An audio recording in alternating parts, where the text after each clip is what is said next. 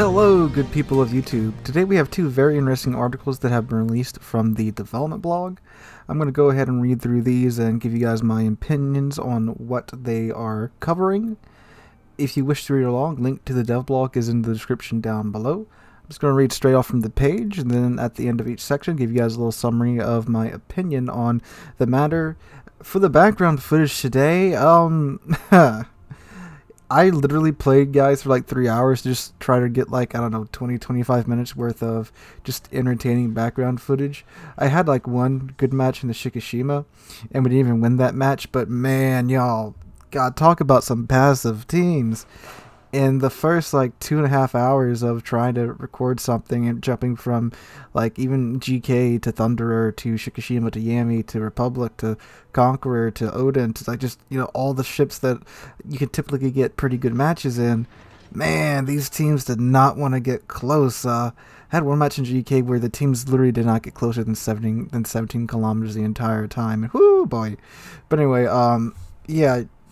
You're going to see the one good Shikishima match, which ironically enough, I was literally the furthest ship up on our team in Shikishima. After that, I don't know what I'm going to show you guys. I may have to go dig in the archives and find some old footage.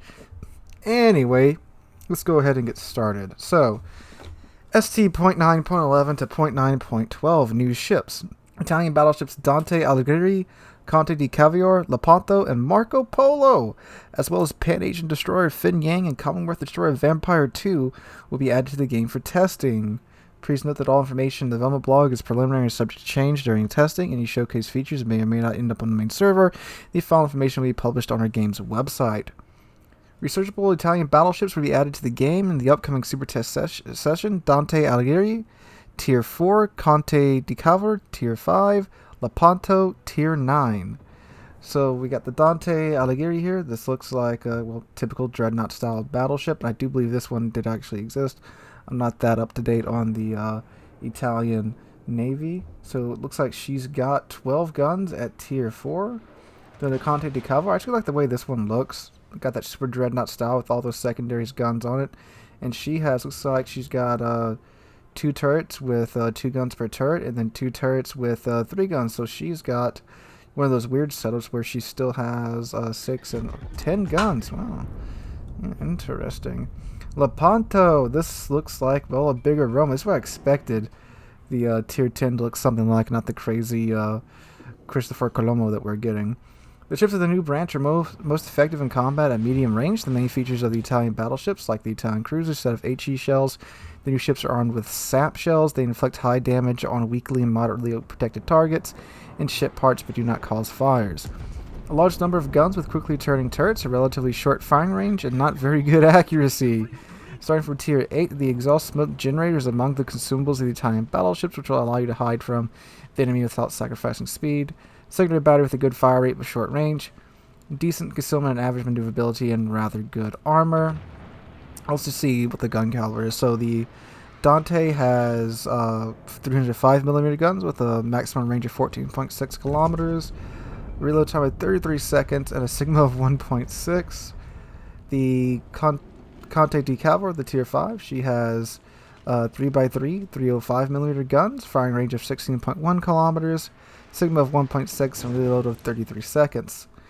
The Lepanto, the Tier 9, has 12 15-inch guns with a firing range of 18.1 kilometers, and she has a Sigma of, of 1.6 as well. So that's, imagine Pommern. That's literally Pommern's setup right there with the Sigma and the number and caliber of guns.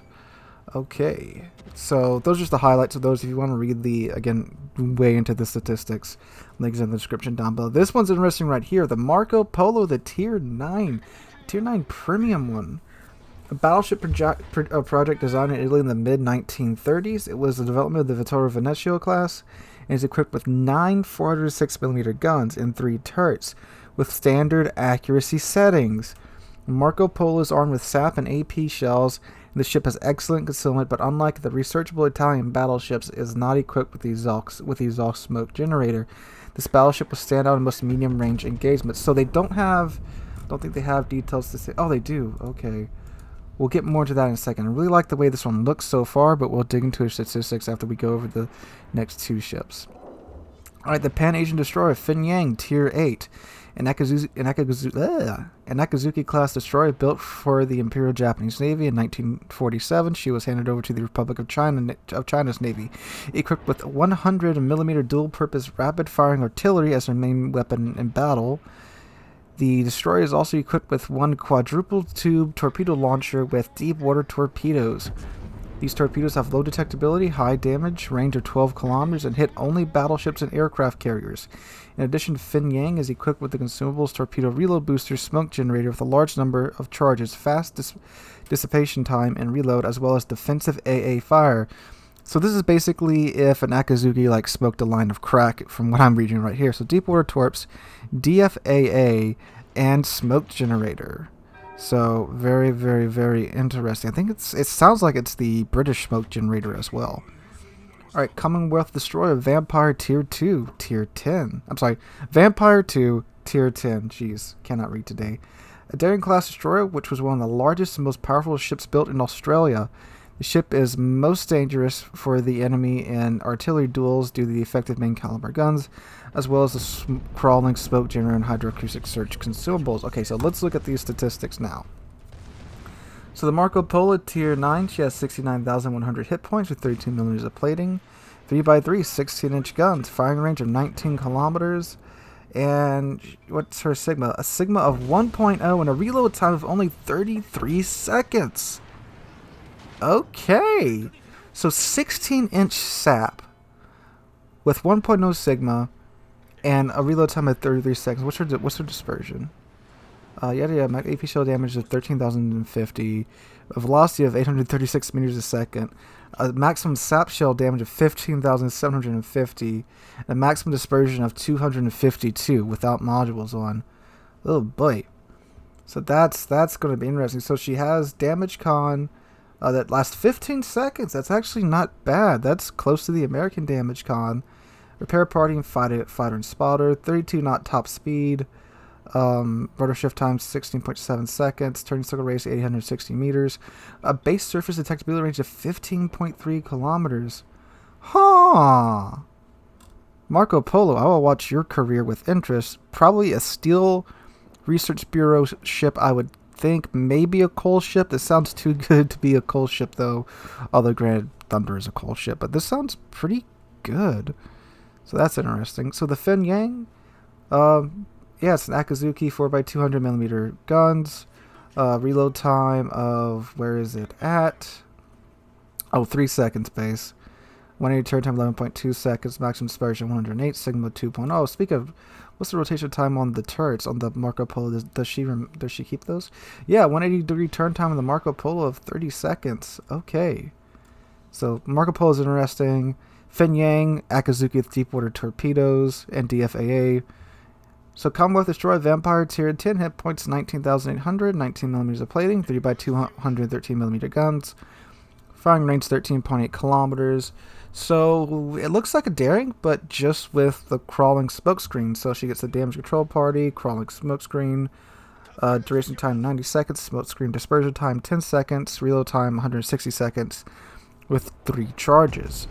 Hydroacoustic search, duration time 120 seconds, torpedo detection range 3.5 seconds, ship detection range 5 kilometers, reload time 120 seconds, charges 3. Then she gets the engine boost.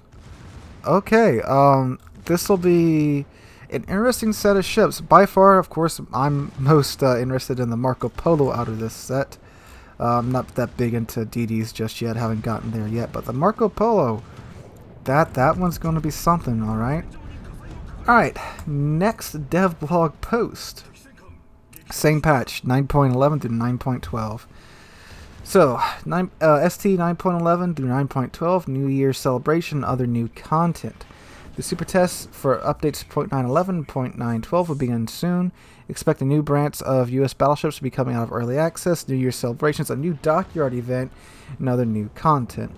Again, please note that all information in the development blog is preliminary and subject to change during testing. Any showcase features may or may not end up on the main server. The following information will be published on our game's website. Update 0.911, the new U.S. Battleship sub-branch will be released from early access, and Kansas, Minnesota, and Vermont will be available to everybody. And by the way, the Vermont's looking absolutely crazy, by the way, with her 12, 18-inch guns, but we shall see what she's like upon release. In addition, the system of rank battles will be updated. The main changes: season of ranks will be succeeding each other almost instantly, with only short breaks to separate them. Each season is split into sprints, each about 2 weeks long.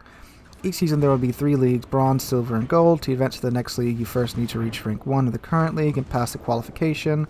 In one sprint, a player can only pass their current league and qualify to the next league. If the player is not qualified, he will start a new sprint in his current league. If the player is qualified, he will start a new sprint in the next league. Awards will be given for a certain number of victories in the league and for reaching the first rank. Detailed information about the new system rewards will be published later. If you want to dig into that a bit more, I did make another video going into that in depth. That will be tagged somewhere around here. Added permanent predator camouflage for some airs in exchange for rank tokens. Oh, that looks pretty cool. You got a nice little kitty cat on there. I like that color combination though. Art department is always hitting it out the park. Celebrate the new year in update 0.9.12. New year, time for gifts. This time we have prepared for you many rewards and activities. Yay! Snowflakes. During the celebration of the new year, players will be able to get traditional holiday bonuses on all their ships starting from tier 5. Now you can shoot down a snowflake. What? Shoot down a snowflake, or either by winning the battle or by gaining a certain amount of base experience. Starting in 0.911, this rule will also apply to a bonus for resetting a branch in the Research Bureau. Snowflakes in all ships of tier 5 to 7 will bring 400 to 750 units of coal, 8 to 9, 75 units of steel, and on tier 10 ships you can earn Santa's gifts containers, with a certain probability you can get one of the many premium ships and other rewards. Good Lord, English. So it sounds like the normal Snowflake event. On 5 to 7 ships you get coal, 8 to 9 you get 75 units of steel per ship, so whales out there, I can hear you guys rejoicing already. In tier 10 you get the Santa gift containers, where you can get those premium ships, including ships that have been removed from the game. Please note the Snowflake can only be shot down once during the 9.12 and 10.0 updates in all types of battles except training battles, which includes co-op, so co-op players are going to be a little crowded for this update. Holiday campaigns. The update 9.12 players will be able to access 2 new temporary campaigns: In Pursuit of Strasbourg and Ships and Fates. As a reward for which you can get Strasbourg with permanent winter holiday camouflage, thematic containers, as well as researchable ships Hawkins, Visby, Koltsvoski, New York T-22, Furitaka with permanent winter camouflage. So Strasbourg's going to be a free ship, and it's going to be in a campaign, which I hopefully means there's no grinding directives, just the campaign missions. So hey, look at that, we get Strasbourg for free, which I'm very excited about. Now that's the winter holiday camouflage. I don't really like these, over the top event camouflages. I mean, it looks nice and artsy. I just prefer to stick with more historical looking camouflages on my ships. And there's the commanders you can get with them. Looks like a bunch of different narrations of Santa Claus or Saint Nick or whatever you want to call them. Alright. New port and camouflage. The new expendable camouflage winter patterns, as well as New Year camouflage, which can be installed on almost any tier 9 ship, will help create the holiday atmosphere. And there's these 2 camouflages right there. Again, they look pretty nice. The New Year one looks, again, over the top. I think that is the same one from last year, I think. Or it's slightly different. Also the port Curie was added to the game. The new port, the Dockyard, inspired by the Curie Harbor in Japan. That looks really nice. Look at that. That looks pretty cool. Look at all those Christmas lights. Dockyard. Here's it is, ladies and gentlemen. Players can build the new Japanese Tier 9 battleship Hizen. So Hizen's the Dockyard ship for this year. Ooh, I do like the way this Dockyard looks though. It looks pretty cool. Alright. The rules of the event are largely similar to the previous Dockyard, but this time the number of construction phases and lists of awards will change. The construction of the ship at the Dockyard consists of 26 phases. Each shipbuilding phase can be completed by finishing groups of event combat missions or spending 1,950 doubloons per phase. The group of combat missions will span 2 updates, 0.912 and 10.0. and the dockyard itself will remain in your ports until the end of update 10.1. Okay, so that's a pretty long time to do this. In total, you can complete 22 of the 26 shipbuilding phases by progressing through groups of combat missions. The reward for completion of the 5th shipbuilding phase will be Tashabina with a winter permanent camouflage and a commander with 6 skill points. The reward for the completion of the 15th shipbuilding phase will be a Yahagi with a winter permanent camouflage and a commander with 6 skill points and a port slot. For the completion of the other stages of construction, you will be able to receive Santa gift containers with new permanent New Year camouflages for Tier 9 ships, new winter pattern expendable camouflages, and other rewards. For the completion of the 26th shipbuilding phase, you will receive Hizen and her war paint camouflage, a commander with 10 skill points, a port slot, and a memorable flag. Alright, so you can get the Tashabina. I'm sorry, no, just the Tashabina, however you're supposed to say it. Again, guys, I'm sorry about the pronunciations. And a Yahagi, so you get 2 premium ships, one of which is a Tier 5. That's pretty cool. And Hizen with her war paint camouflage, which looks interesting to say the least, as all these event camouflages usually do. And you can get the Santa containers out of this as well.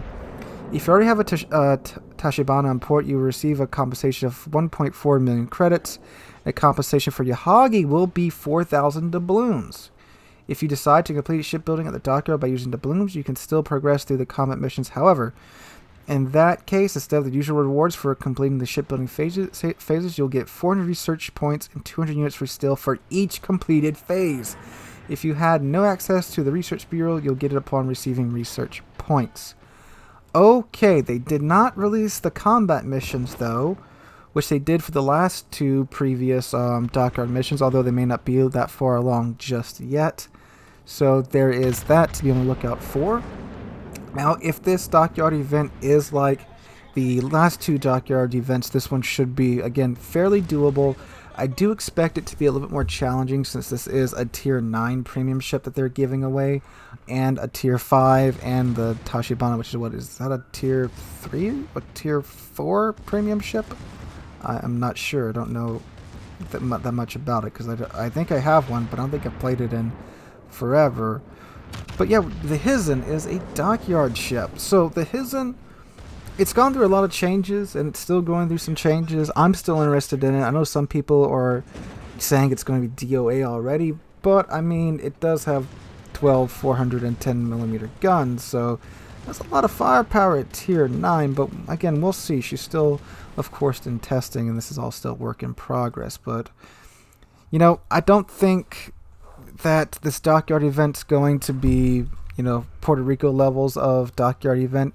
It's going to be a Tier 9, so again, the combat missions will be a bit more challenging, I do suspect. I do hope they release the combat missions beforehand like they've been doing. That's always a good move on Wargaming's part, and I do appreciate that. I know many players do as well.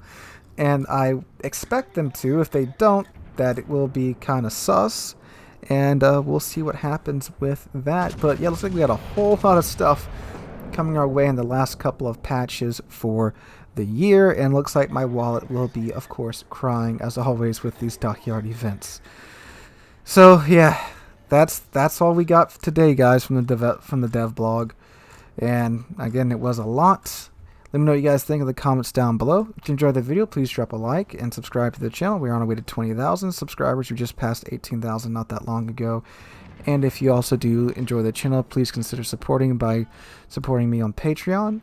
Link is in the description down below. All the funds there go to review ship reviews, just like the Hizen, because I can't imagine that thing is going to be none too cheap when it comes out for me to get upon release and have reviewed for you guys, so you can guys can determine if you want to grind the event yourself.